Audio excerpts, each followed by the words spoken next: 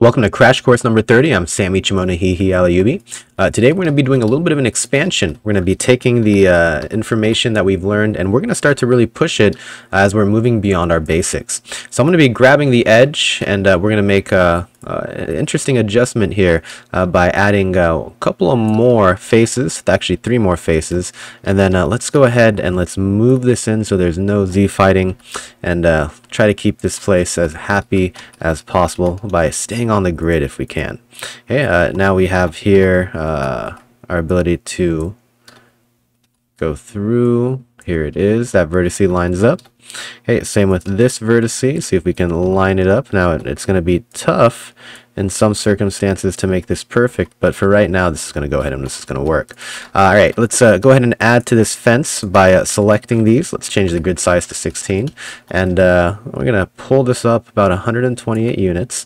Okay, select these faces. Let's turn these to subdivision 0. We don't need these as subdivision 0. Now I want to make this a brick texture, but the bricks that we've been using so far have been repeating over and over. So I'm going to go ahead, I'm going to go to brick and I'm actually going to go 1A. I like this one right here. And we're going to apply this brick texture here on the side. We'll make sure that it's lined up to the grid. There we go. And then same with these ones. Actually, these textures are starting to look way too similar. So I'm just going to go ahead and switch them out. There we go. Nice, quick change. And suddenly this is something that is differentiated from the remaining.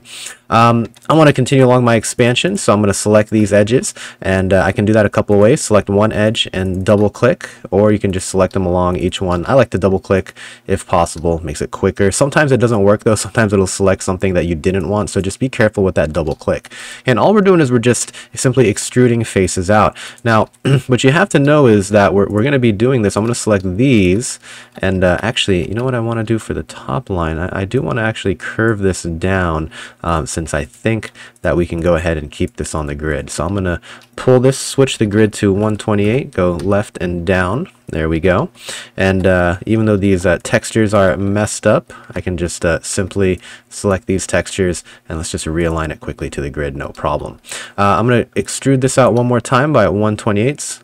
And notice it's 112. Here we have some crazy numbers. We have 128. Here it's 112. I can shift it down to 16 if I really want to make sure we keep it at 128 by 128. That's fine, no problem.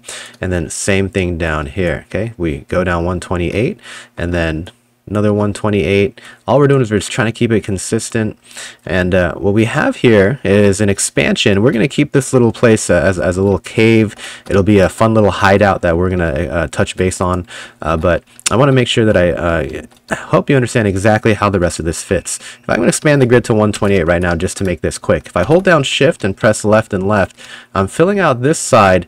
I'm going to go to the same thing. I'm going to hold down shift, press up. And what I'm doing right here is I'm going to try to show you exactly what occurs. When I build these one edge at a time, these edges are not going to be seamed together. So here's what happens with a lot of people is the question I get is, why is my terrain doing this? See here, it looks fine. And here it's being pulled out separately. And what's happening is these edges, since I made these faces individually from this edge, it's not going to connect to the edge next to it. You need to manually seam them yourself. So let me just go ahead and click undo. Here are the 2 edges. Okay, I'm just going to go ahead, select the 2 of them and press M. It's going to merge it. Okay, and if I have a seam and I merge it, if there's an edge that's open underneath it with another edge, it's going to merge them together automatically. Okay, so same thing here. Take a look. I've got 2 that are not seamed. So I'm going to go ahead and press M, merge it together. And a lot of times it will merge the one right next to it in order for us to get that perfect seam. That look at this. Now there's no open edges and everyone is happy. All right, I'm going to just grab these edges, just do a quick pull out. If I have them all connected together, it'll automatically merge these, so you don't have to worry about that. Okay, this one I'm going to pull out one and then I'm going to merge this. So we're essentially stitching together our terrain. That's what you're going to be doing if you want to expand. A lot of sewing. Okay, so here we go. Let's just make that copy. I can merge this, then I can merge the bottom one, or I can come over here. If I have 2 open that are also open underneath it, just merge the one that is between the 2 others that are merged. So these are merged, these aren't. If I merge this one down here, it's automatically going to merge this one in that process. So you can save some time if you want. Okay. I'm going to grab these edges. Let's go ahead and expand it out. Perfect. And so far, we've been doing good. We've expanded this. We now look like we have something that is going to allow us to have so much more leeway in our upcoming tutorials. Okay, to finish this off, I'm just going to grab these. Let's change the grid size to 8. Let's pull it up one.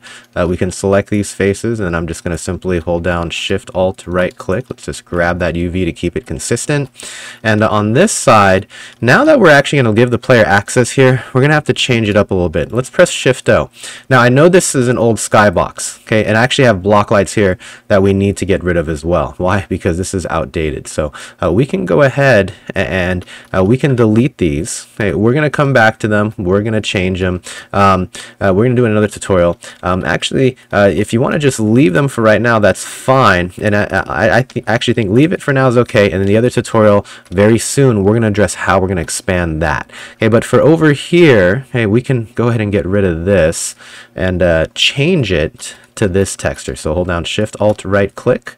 Okay, now we're changing the block light to something. This is still going to block light, okay, but we can see it. I don't have this that I want the player to see, so I'm going to grab these edges and I'm going to go ahead and extrude this out.